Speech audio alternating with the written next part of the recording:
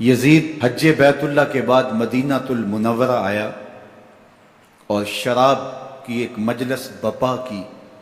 حضرت امام حسین رضی اللہ تعالی عنہ جب وہاں پہنچے تو شراب کی پھیلی ہوئی بدبو کو محسوس کرتے ہوئے فرمایا، یہ بو کیسی ہے؟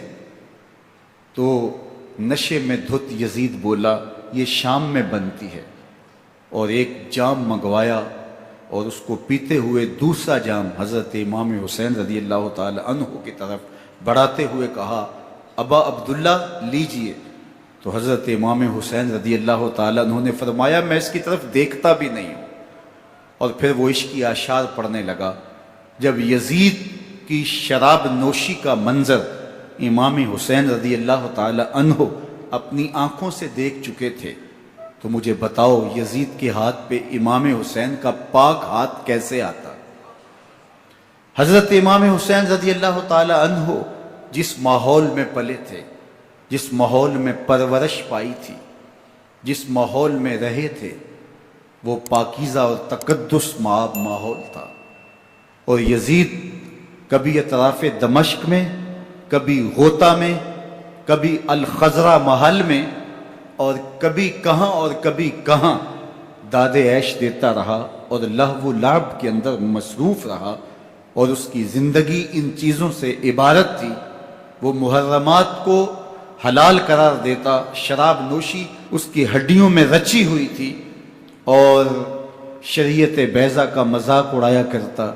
اور حسین ابن علی رضی اللہ تعالی عنہ کی دوستیاں جن لوگوں سے تھی وہ عبداللہ ابن عباس تھے، عبداللہ ابن عمر تھے، حضرت عبد الرحمن بن ابو بکر رضی اللہ تعالی عنہ تھے۔ یزید تو جوا کھیلتا رہا، یزید تو قمار بازی کرتا رہا، یزید تو شراب نوشی کرتا رہا، اور حسین ابن علی مسجد نبوی کے منبر میں حضور کے پہلوؤں میں بیٹھتے رہے۔ اللہ اکبر! حسین کے لیے پیغمبر کے سجدوں کو طول دیا جا رہا ہے۔ حضرت سیدہ فاطمہ الزہرا رضی اللہ تعالی عنہ کے گھر کے قریب سے گزرے تو حضرت امام حسین کے رونے کی آواز آ رہی تھی، تو آقا کریم علیہ السلام نے فرمایا کہ فاطمہ، حسین کو چپ کرواؤ، الا تعلمی ان بقاءہ یوزینی، تو جانتی نہیں حسین کا رونا مجھے دکھ دیتا ہے۔ حسین ابن علی کو حضور رونے نہیں دیتے تھے، ان کو دکھی نہیں ہونے دیتے تھے، کیونکہ رسول اللہ صلی اللہ علیہ وسلم جانتے تھے کہ یہ کتنے دکھ سہے گا، کتنی تکلیفوں سے گزرے گا، اور کتنے مصائب سہے گا۔